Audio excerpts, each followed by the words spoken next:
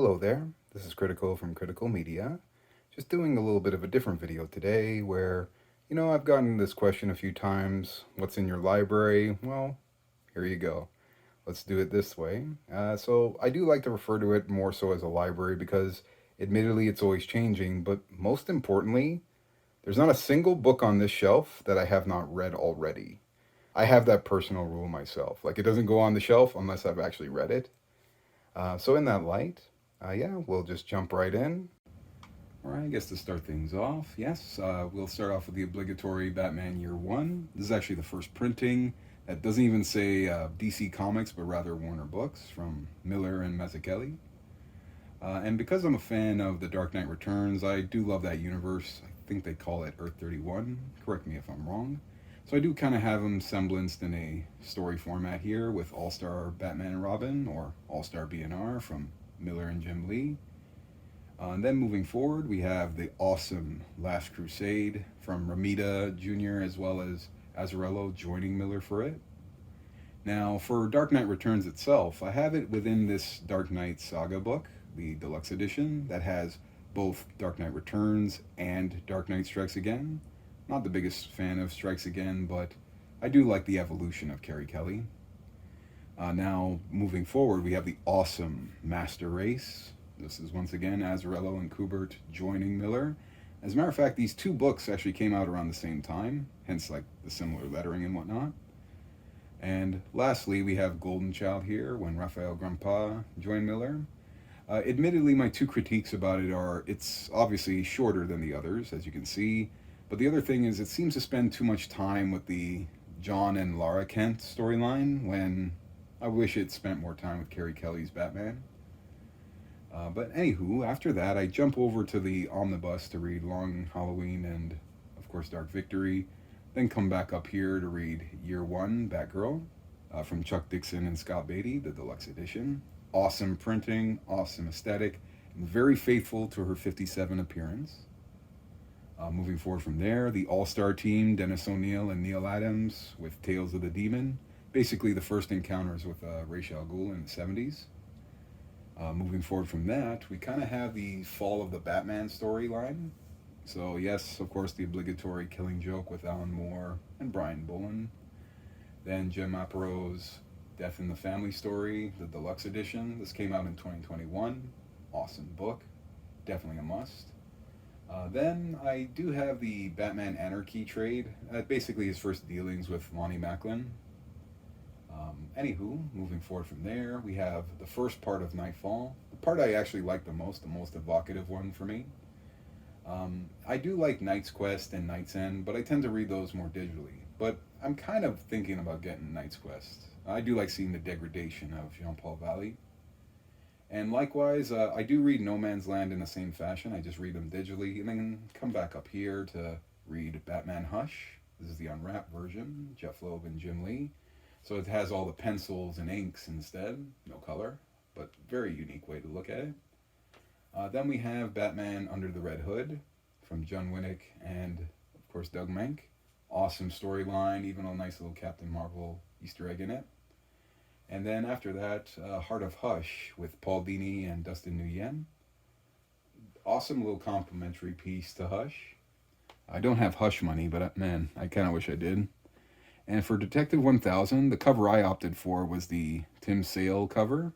But what I also appreciate is that it actually has a promo for Captain Marvel on the back. Definitely appreciate that. Yes, I refer to Shazam as Captain Marvel. Then, of course, the pretty damn good Three Jokers. This came out at the same time as Joker War, but I was looking forward to this the whole time that was happening. Jeff Johns, Jason Fabok, who actually lives just down the highway. Anywho, moving forward, we have Penguin, Pain and Prejudice. Basically, Penguin's Killing Joke. Awesome story, Greg Hurwitz. A book you've also seen on the channel, the anniversary edition of Arkham Asylum, using the Absolute Edition's lettering. Awesome appreciation for that. And even mentioned in that video, I do read through The Looking Glass as well shortly after, as well as another comic we're going to see in a little bit. Then there's Joker Killer Smile. Killer Smile, which also has Smile Killer in it as well, from Jeff Lemire and Andre Sorrentino. I found this in a bargain bin. Now I know why. not the greatest story. As a matter of fact, Andre Sorrentino is getting still flack over this book. But then followed up by the super awesome Detective Number 27 from Michael Uslan. Basically, picture year one where the bat never crashes through the window. So, a very awesome conspiracy theory story, very pulp and very noir, very on point. Not to be confused with Batman the Detective from Tom Taylor and Kubert. Awesome little story there, too. Then there's Damien, Son of the Batman from Andy Kubert, although Grant Morrison does some of the bonus books there.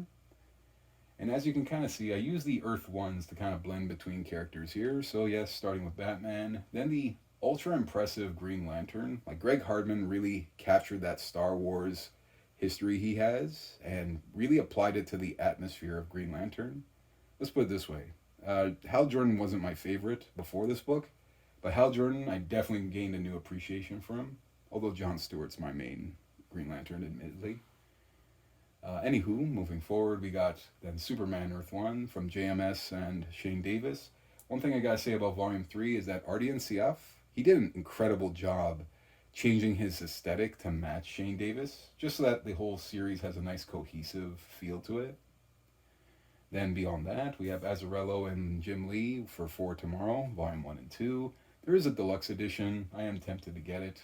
But anywho, then we have War of the Supermen here. Basically the finale of New Krypton. Man, I hope we get a Omni of New Krypton. And then a story that's made a few views on this channel before. Sorry, I should say appearances. Men of Tomorrow. Super awesome story. So underappreciated. Ramita and Jeff Johns. It's a very evocative story. Probably one of the most evocative in the recent years for Superman. Then there's Before Truth, which pretty much serves as its epilogue. And then Superman Unchained, which is pretty much like your blockbuster action thriller kind of storyline from Scott Snyder and Jim Lee. It actually has a lot of similarities to Men of Tomorrow. They were actually coming out at the same time. But I will admit, this book does have a bit of an issue where Jim Lee, he's a busy man. So I do see him reusing a lot of his art throughout the book. Not just from this series, but from other books as well. Probably the only gripe I really have. Then the pretty sweet Superman Year One, Frank Miller and Romita Jr. again. I guess you're starting to notice a trend here. Superman for All Seasons. I love that book. It just gives me warm feelings every time. Again, Jeff Loeb, Tim Sale, match made in heaven. And because I feel Justice League's kind of a up and down series, I have just some of the New 52. So the Origins, Volume 1. I skipped Villain's Journey and got Throne of Atlantis. Super awesome. I think they even used plot points for the film. And then Forever Evil. Probably one of the few parallel universe stories I actually have a tolerance for, but man, it's so damn good. The threat and menace and Captain Cold's big moment in it. For those of you who've read it, you know exactly what I'm talking about. But anywho, let's maybe go down a level to the probably row that gives me a lot of joy every time I see it. So yes. I'm probably a Captain Marvel fan through and through. I always refer to him as Captain Marvel, the big red cheese. Yes, Shazam for the layman. But his Golden Age run was incredible. So these are the DC archives that collect his 1940s run. I love these books. These are like the creme de la creme of the Golden Age for me. Then there's the 1970s resurgence, which started off very similar to the Golden Age, so it had the same kind of feel. I love that. But through the evolution of it, you do see like him slowly becoming a part of the main DC continuity. Then there's this little, I guess, fanfare book, Superman versus Shazam. So it collects a bunch of stories wherever they had a fight or whatnot. There's a more modern version of this that actually has a few different stories. Then there's the ultra realistic or very gritty Shazam: The New Beginning from Roy Thomas. Very heavy stuff. Like it gets to a point where even Billy has to deal with like neo-Nazis. Like he tries to infiltrate them and all that. It's very trippy. But then it's followed up by one of my favorite series of all time, Jerry Ordway's Power of Shazam. My God, if ever there was a blueprint for how to bring back a character without breaking anything about him and explaining and enhancing more, Power of Shazam, baby. Go talk to Jerry Ordway. And it was such an awesome graphic novel that it got its own series. So if you do get this, it actually comes with the graphic novel too, but also the first issues of the series. Hopefully we get book 2.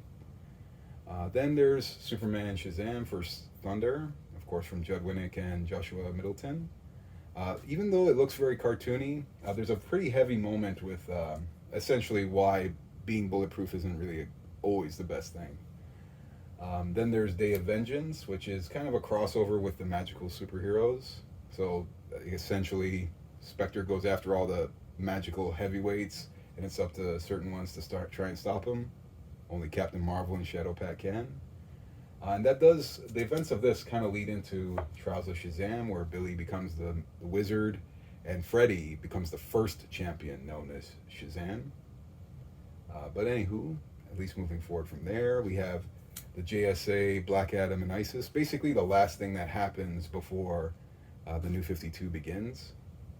And speaking of the New 52, there's the Jeff Johns, Gary Frank Shazam. But it's also known as Curse of Shazam when it first came out. It's not just known to just Captain Marvel fans as Cursed, but it's actually literally its name. Another interesting thing is when you own this version of it, this is actually proof that this was supposed to be Shazam Earth 1. Certain dialogue kind of gives it away. But anywho, and then lastly we got Jeff Smith's, of course, Shazam, the Monster Society of Evil. Jeff Smith coming off of Bone. Very lovable story. I read that way more than I should, I think. But then, yes, we got The Question now. The Question, The Deaths of Vic Sage by Jeff Lemire and Dennis Cowan. It got the blessing of Dennis O'Neil while he was alive, but unfortunately he passed by the time the book released. And then I have this, I guess, unique print of the Charlton run of The Question. I love The Question. He's one of my top 3. Like Captain Marvel, Silver Surfer, The Question. And then, of course, Phantom Stranger. They call it Trinity of Sin because of the whole Trinity War thing. But admittedly, that's the perfect example of why a crossover can sometimes hurt the main series. That's why I only have Volume 1. And then I finish off DC with the very unique release of Kingdom Come. This is actually the first edition. So I found this one at a used bookstore. It was clean. It was cheap. I never understood how the heck nobody noticed what it was. But man, super awesome to have that. And that kind of goes hand now with the Marvel Comics here. So yes, Iron Man Extremis, Warren Ellis and Adi Grenoff. Awesome story. I always loved the nanotech idea behind it. Probably one of my favorite Captain America books. It's actually my favorite MCU film too. Captain America Winter Soldier, Brubaker and Epting. Wow, absolutely amazing writing. Then we have Civil War by Mark Millar and Steve McNiven. This book may fool you. It may seem big, but it's actually, the story is only about 40% of it. The rest of it is purely bonus material. But I usually feel I'm in the mood, to read Marvel's Project right after, which is basically like the Timely Comics history. So you'll see, like Phantom Bullet, Hurricane. It's told from the Angel's perspective, Thomas Holloway. While you'll still get the Invaders, Cap, Namor, and Human Torch. Beyond that, we have, of course, the Eternals, Neil Gaiman and John Romita Jr. Definitely like that take. A very unique book. 1 Month to Live. I did a video about that early days of the channel. Now comes one of my favorite superheroes, Silver Surfer. So Silver Surfer Parable by Jim Lee, Mobius, and Keith Ballard. This book also has the Enslaver story as well. And then probably one of the most God MC stories out there, Silver Surfer Requiem by JMS and Isadrevich. Wow. That's basically Silver Surfer's Dark Knight Returns or Spider-Man Reign, whatever you want to call it. It is a beautifully done and beautifully written story. Moving forward from that, because I'm a big fan of Silver Surfer, I do have this Marvel Select of Behold Galactus, which basically deals with the Fantastic Four's dealings with Galactus from the 60s up until the 80s. Anytime they encountered each other, it's here. I love that. And then, of course, I have Kraven's Last Hunt. Awesome story. I mainly got it because it was a hardcover way to own it. Now, all of a sudden, it's rare. I don't know why they came out with these if they're not going to print them. But anywho, then a guilty pleasure of mine, Sinister Six, very similar to that Fantastic Four book there, where it deals with Spider-Man's first encounters with the Sinister Six from the 60s to the 80s. Awesome. Then there's Zdarsky and Bagley's Spider-Man life story. Absolutely love that book. Weaves the lore of Spider-Man into one narrative, and it just keeps everything nice and focused. Then onward, we have Rhodey and Isad Ribic's Loki. They rebranded it as Thor and Loki, Blood Brothers, but it's originally Loki. Like when you read it, it just says Loki. Awesome work once again. And then followed up by Rhodey's Astonishing Thor, where he's more of like a celestial superhero, very similar to Beta Ray Bill or even Silver Surfer. And then the super awesome beginning of Jason Aaron's run with God of Thunder. I love those. Those are the same ones from like over 10 years ago. When, yeah, like Jason Aaron just weaved the myth, and it was just perfect. I loved Gore the God Butcher so much. Anywho, moving forward, I guess we'll go on to X-Men down here. Just the last road here that goes toward, I guess more so toward the Omnis, I guess now. There we go. So yeah, I guess starting off with Mutant Genesis with Claremont and Lee. I guess, yeah, I've always been a fan of Lee in general, but I like these stories. After all, a lot of the 90s show comes from this. Then there's X-Men versus Avengers. Not to be confused with Avengers versus X-Men. I know it sounds confusing. I always put it this way. X-Men is like the thinking man's superhero team. Avengers is more of the Saturday morning cartoon blockbuster.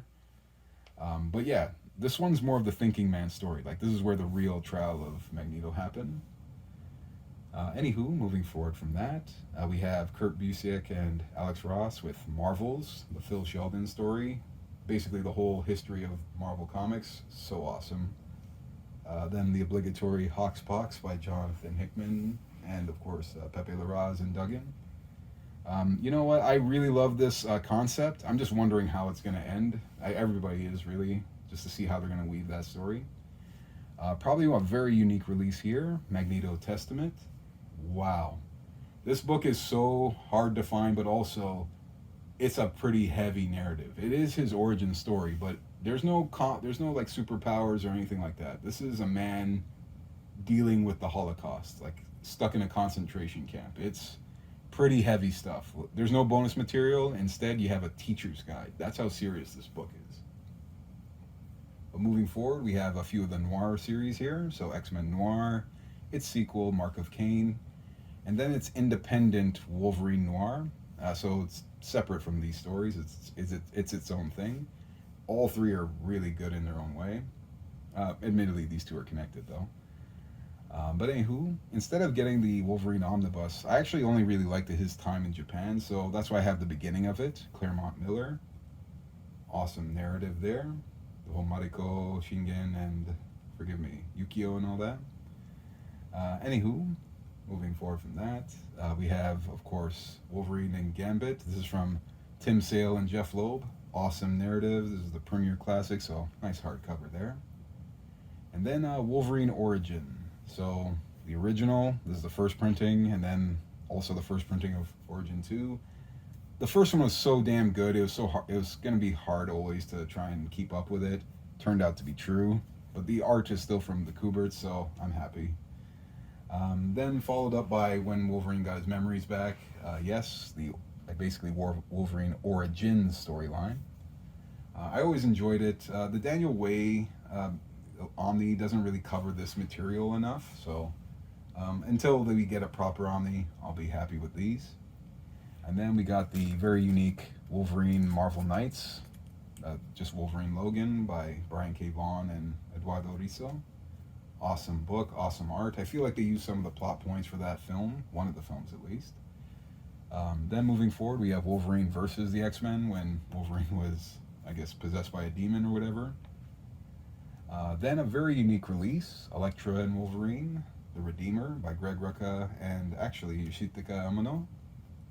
The same dude who did, of course, Vampire Hunter D. And, you know, if you ever play Final Fantasy, the cover art, that's actually him doing it. What's also unique about this book is basically the inspiration for X-23 comes from this book. Her name was Avery Connor. but the origin is exactly the same as X-23, like down to the letter. This book actually came out 2 years before she even showed up. But anywho, beyond that, I just have the Masterworks Daredevil here. Just got it on a bundle. Maybe I'll get an Omni of it one day. And speaking of Omnis, here we go with some of my favorite ones. Captain America Golden Age. I love this run. Some of the best kinetics you'll see in the Golden Age. I know I said that, yes, hands down, Captain Marvel is the best.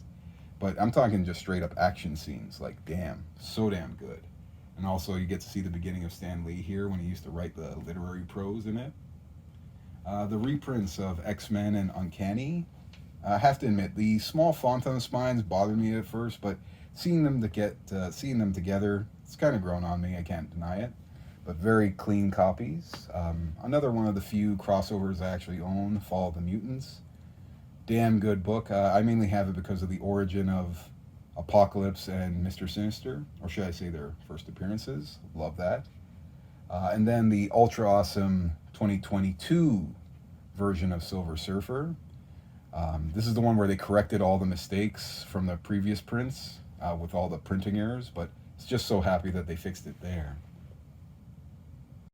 All right, we'll continue the omnibuses here. There are a few others, but we'll get to those in a bit. But we'll start with the Jeff Loeb, Tim Sale, of course, coloring book as I like to call it, with, of course, Daredevil Yellow, Spider-Man Blue, Hulk Gray, and Captain America White, the long-awaited one. Even though it doesn't have the dubbing of an Omni, it's about 700 pages, so I feel it deserves to be here. Alongside it, we have the Daredevil Companion Omni by Frank Miller. That has, of course, Mazzucchelli, Romita Jr., and Sienkiewicz. This is good to have if you like the Born Again or Man Without Fear storyline. Those are probably the highlights of this one. And to end Marvel off, we have Ed Brubaker and Lark's run on Daredevil. Love the art, but I love Brubaker's storytelling overall. You're going to kind of notice that ongoing here. But to kick off DC, as mentioned earlier, I'm not the biggest fan of Justice League's overall run. Like, it's up and down. It has its high moments. I do feel the ending of the New 52 with Darkseid War Saga was definitely a good way to send it off. So with Johns and Jason Fabok. I love the art, and I like the tie-ins, and especially the Captain Marvel one. But anywho, onward we go with the book that I wax on lyrical about, The Question by Dennis O'Neil and Dennis Cowan. The 11 out of 10 series, the most visceral, the most poignant, cathartic. Man, the pathos in a nutshell. Even Dennis O'Neil went with the whole philosophical angle. I love that book to death. Moving on from there, we have Batgirl by Gail Simone, as well as Passerine, Ardian Siaf, and I believe Ed Benes was also on it. Definitely love rereading this several times. This is when, of course, the New 52 came back and she was back in the suit. Love the whole mystery behind it, but very inspirational. If only Gail Simone can get off Twitter, man, it would help her out so much more. But anywho, as mentioned, this is the Omni I go to, the Jeff Loeb, Tim Sale, for, of course, Haunted Night, Long Halloween, Dark Victory, and When in Rome. Even though the binding isn't the greatest, it's still more than readable even today, so no problems there. And the long-awaited Gotham Central Omni, at least for me, I was hunting this for so long. Again, Ed Brubaker, Greg Rucka, Michael Lark. Man, this is such an excellent procedural drama, just set within the DC universe, while still being believable. Reminds me a lot of the Dave Simon Homicide: Life on the Killing Streets book, and, you know, The Show and The Wire.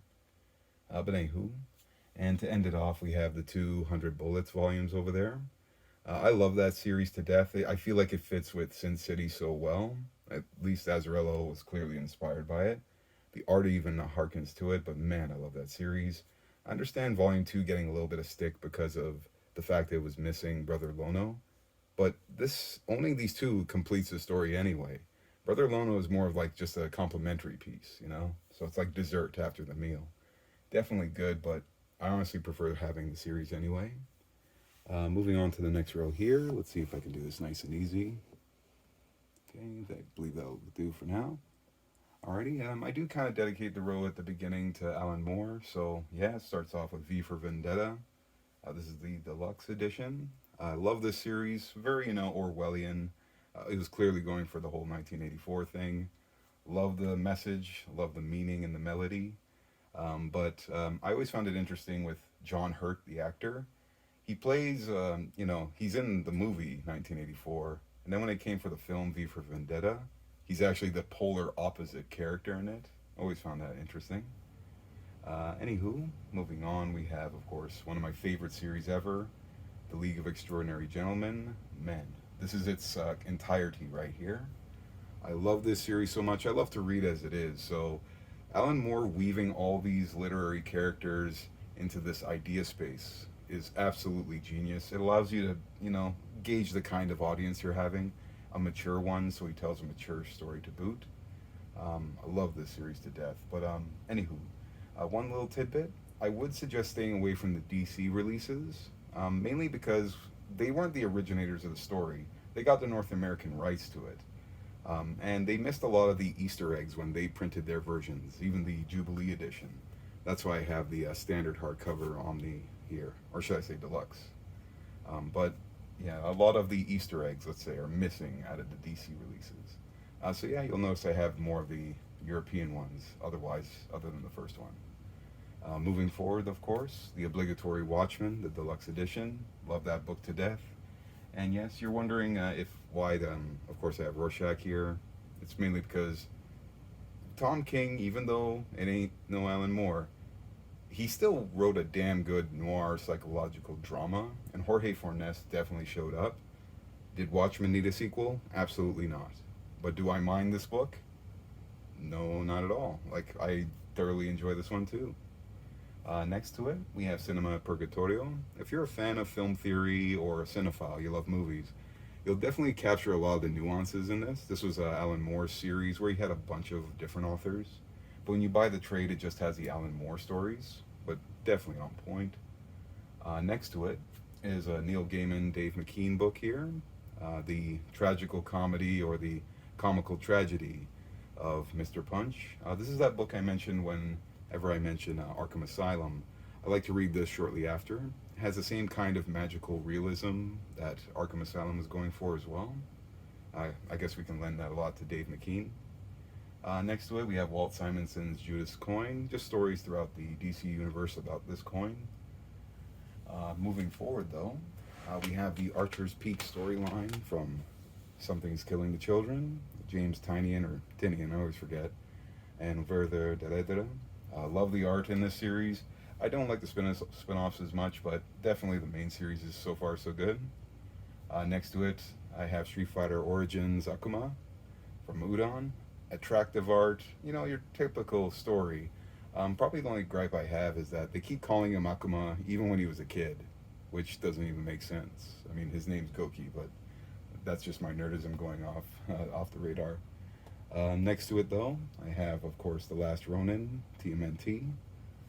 Definitely a decent story, that's for sure. It's very surface level relative to Dark Knight Returns. It does go in that vein, but as mentioned, more surface level, but the nostalgia will keep you going, that's for sure. But once again, here comes Brubaker and Steve Epting with Velvet. I love the character of Velvet Templeton so much. I've read this so many damn times. A crime spy drama. Excellent. If you think of Archer, think of the more realistic, dramatic version of that show, and you'll pretty much get Velvet. Awesome series. Next to it, I have Decorum from Jonathan Hickman and Mike Huddleston. Excellent series as well. More recent. I always mention it's kind of like Firefly and Star Wars, combined. But definitely covers a lot of celestial ground. Let's just put it that way. Next to it, a recent video on the channel, Ice Cream Man, the Sunday edition from Prince and Marazzo. I love this series. It's a lot like Tales from the Crypt or, like meets Stephen King. As a matter of fact, the main character, Rick, reminds me a lot of Pennywise. But such an interesting idea on every issue. Moving forward, We Stand on Guard from Brian K. Vaughan and Steve Scroce. Basically a post-apocalyptic world in Canada. Very intriguing story. There's this whole interrogation scene in it. That's probably the highlight of that entire book. Next to it, I have the complete edition of Atomikov by Sal Abenanti and Andrew Dabb. I did a video a while back promoting this one. I love that book. If you like gods and deities, it weaves in this whole like Cold War narrative. Very interesting. Beyond that, though, we have Norse Mythology by Neil Gaiman, but mainly I have it because of Jerry Ordway being a part of it. Neil Gaiman just retells Norse mythology, so not much of a dynamic narrative. But anywho, I love the art in it either way. Next to it, I have the collection of crime comics through Noir. Many different artists and authors. So yes, you're gonna see like Jeff Lemire, Brubaker yet again, but a whole bunch of stories just around the theme of noir. Next to it, I have these two Captain Midnight, basically archive editions, very similar to the Captain Marvel ones you saw earlier. I have it also because of Captain Marvel. Captain Midnight himself was like a radio superhero, and Fawcett just did the comics. So that's basically what this is, and there's a few Captain Marvel Easter eggs in it too. Next to it, I have Mark Millar and Lionel Yu's Superior. Awesome story, wish fulfillment, and I love how the dialogue in it is very crass. It reminds me a bit of Kick Ass. Makes sense with Mark Millar there.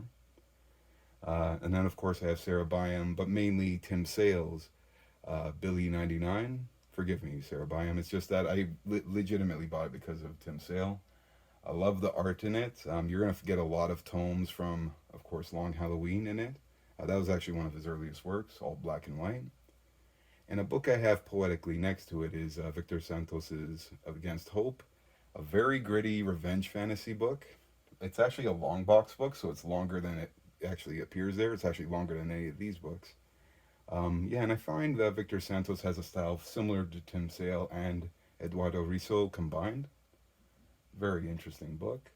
And two books I really love from Fantagraphics, The Grand Odalisque and Olympia, its sequel, from Vivet, Rupert, and Mulot. Such an awesome series. Excellent art. That's one of like European comics' finest right there. Love that series. A nice crime drama about these art thieves.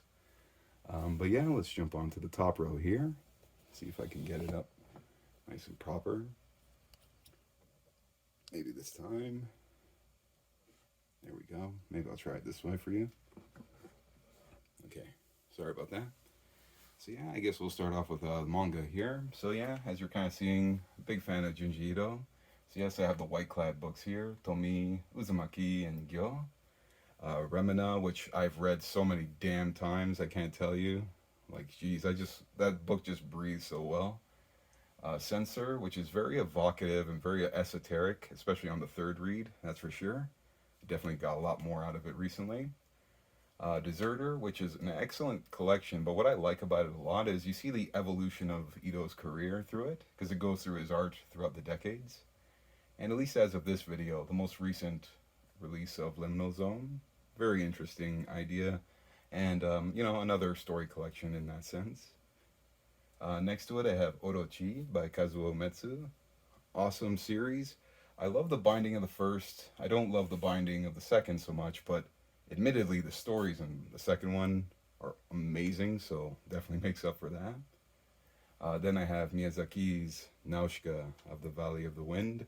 I absolutely love this book. Yes, I watched the film first, admittedly, and then when I found out it was actually a manga, but the manga is actually the true longer version that took him like into the 90s to tell.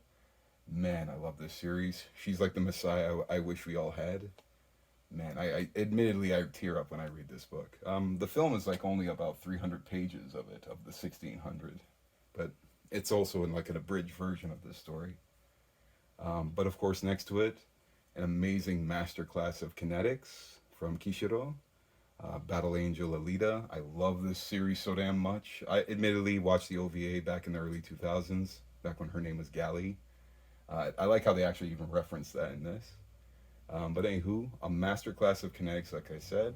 You could definitely tell the inspiration Jim Lee had and vice versa from Kishiro, from each other. Man, so damn good. Enjoyable, gritty, and just beautiful art all around. Super awesome series. Alrighty, continuing on with manga. Yeah, I do keep the Zelda hardcover mangas in here. This is the one that has a lot of the Ocarina of Time, Links to the Past, Majora's Mask, Four Swords, Minish Cap, Oracle of Ages and Seasons. Definitely appreciate that they have this nice little box for it, though. Pretty lengthy. It's like over 2,000 pages when you think about it. So, pretty decent release there. But now comes probably the manga series that, man, just changes your life. Berserk, baby. Oh my god, I love Berserk. You have no idea. Well, I guess maybe you do. But man, like this series is just so damn good overall. Like I love the art and everything Kentaro Miura is. Like man, oh man, oh man. I love this guy and I love the releases from Dark Horse. There's like one of them that has like a page slightly kind of cut off at the top, but otherwise, I love this entire series. Like so damn on point, masterclass. Yeah, admittedly, I came on board with the '90s anime, and then yeah, the movies just enhanced it further. But I was always reading Berserk in high school on the library computers. I remember getting in trouble for that one, but you know what? That was worthy of getting in trouble. And no, your eyes are not deceiving you. I am missing Volume 6. I'm just waiting for a price drop. I've noticed because Dark Horse is always printing them, they always drop down in price. But one oddity is that the books themselves and the indicia, they don't tell you what printing they are. So I guess it's kind of luck of the draw when you buy them. But further down, we kind of have just the overflow, as I like to call it. So yeah, it starts off with Victor and Nora, probably my only YA book, I guess you can say. But man, that story, it's a heartbreaker. It's more focused on Nora herself. So man, that it'll kind of bring a tear to your eye. Then I have the Jupiter's Legacy books. I love these when they came out. And don't let the show fool you. The comic itself was amazing. So Jupiter's Legacy book 1 and 2, on point. Jupiter's Circle, which is like its prequel about their parents essentially. That one I didn't like as much at first, but over time it's grown on me. But when you try to buy these now, because Netflix bought the rights, they're ordered differently. Like for instance, Jupiter's Circle is now considered a part of Jupiter's Legacy, so it's like 1, 2, 3, 4. But anywho, next to it there I have Atomica, the trade. I remember doing a video for that one. The Many Deaths of Lila Starr. Excellent book from Ramvi and Felipe Andrade. Excellent book. And now we're seeing there Erratic. A little book just kind of stuck there. My apologies. That's from Kari Andrews. That's from AWA Upshot. Basically his take on Spider-Man, even though he writes for Spider-Man in the Marvel Universe too. Next to it though, I have Namor the Submariner. That's the Peter Milligan and Isad Ribic. Such a dope story. Basically, Namor is like a cryptic monster that they're chasing, that these people are trying to debunk. And kind of what I meant earlier with the overflow. Yeah, you're going to see like my first copy of Kingdom Come from like 2006 or whatever, or 2006 or 7. Man, I love that book so much, and you could tell it's been loved or read a lot. Next to it is my printing of my original trade of Shazam and Superman First Thunder. Next to that one, Batman Hush, just a color version, if ever I want to see colors, I guess. But these two books here, the Dark Knight Returns trade and the Watchmen trade, these two are pillars of my library. It's going to be so hard to ever give them up because they literally represent why I have all the books I have today. Like those two, like I mentioned, I used to keep them in my backpack for years and just read them like constantly. Anywho, next to it is, again, one of my favorite series ever. The Question. I got these when they first came out, so no, I didn't pay an arm and a leg for them. But man, I love this series so much. The Omni almost covers the whole thing, just up to like Volume 5. But now we move into, I guess, Star Wars territory here with the Epic Collections. So, yeah, the New Republic Volume 5, which in reality is the Dark Empire storyline, all collected in one book. And next to it there is Tales of the Jedi. So this is the one that has the Dawn of the Jedi story by John Ostrander. Super awesome. Came out just before Disney acquired the rights again. Next to that, though, we have General Grievous from Dark Horse. Excellent story. Surprisingly pretty savage in certain ways. And next to that, of course, the Rise of Kylo Ren. Surprisingly, when you read that book, you're going to have a lot less fear of the Knights of Ren. As a matter of fact, and through the comics, they've kind of ruined those characters. They really come off as weaklings in overall, and kind of petty. But after that, some more overflow. Oh, my apologies. Actually, we also have Journey to Star Wars: Shattered Empire, the story of Poe Dameron's parents. Love Shara Bay, by the way. Then next to it, we got Superman for All Seasons: The Trade. Another copy of the Wolverine Claremont Miller. My original Long Halloween and Dark Victories. The odd Silver Surfer, that's the one from 2020 with all the major misprints. When you watch that video I do even show a few of them. And then lastly, at least the Masterworks that were fine, nothing wrong with them. But I guess now they can find a new home now that I have a proper Omni, at least the one further down below there. Alright, to cap off the Omnis, we have the Star Wars as well as Sin City Omnis here. So starting off with the Star Wars Legends book, I appreciate they put the red titling to it, The Empire, which takes place shortly after Revenge of the Sith when the Empire was new. So we're getting John Ostrander, we're getting, of course, Hayden Blackman, Doug Wheatley, and of course that super awesome Star Wars Dark Times series. I love that book. Dark Horse is amazing. That's probably my only gripe, is that Marvel doesn't give Dark Horse any credit in the book, which is very weird. But otherwise, moving on, we have the, I guess when Disney or Marvel got the rights back, they did the 2015 Star Wars run with Jason Aaron and other creatives. Definitely like that series because everything was well contained and didn't really break the canon of the films too much. So definitely love that. As well as its companion there, Darth Vader by Kieran Gillen and Salvador La Loca. And so damn good. Has a very nice cinematic quality to it. And I guess right next to it there, we have the aforementioned Big Damn Sin City. That book really does live up to its title, because even on the back it says can be used for home defense. Yeah, that book is not only taller than your average Omni, it's heavy as hell. It's probably the book that has the most pages of any of my other Omnis. But it also has a high premium quality to it. Like Dark Horse really knocked it out of the park with this, even down to the ribbon for it. But one thing about it is, this was the Omni that spoiled me from buying Omnis. Like when I got this, it was brand new for $60, and I was foolish enough to think they would all end up like that somehow. Boy, was I wrong. But you know what? My taste toward Omnis has grown more and more these days. So, big ups to Sin City for starting it off, and I love that narrative. I love all the stories in Sin City, even the whole media res quality to it too, where stories are told intentionally out of place. But anywho, at least that wraps up that for the Omnis. All right, and now we come over to the more oversized books. Admittedly speaking, I'm not the biggest fan of, absolutes or gallery editions. I just find they're very impractical books. But anywho, moving on from that though, we'll start from the bottom to the top, because at least the ones I do have, I do feel they have something that means something to me.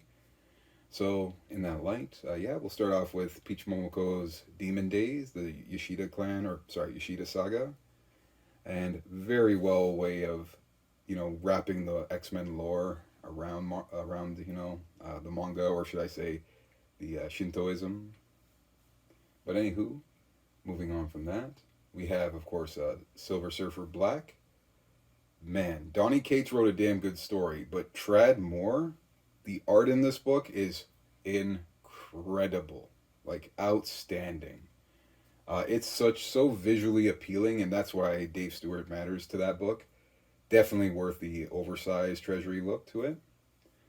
Now I have the God Loves, Man Kills from X-Men. This is, of course, Claremont and Anderson.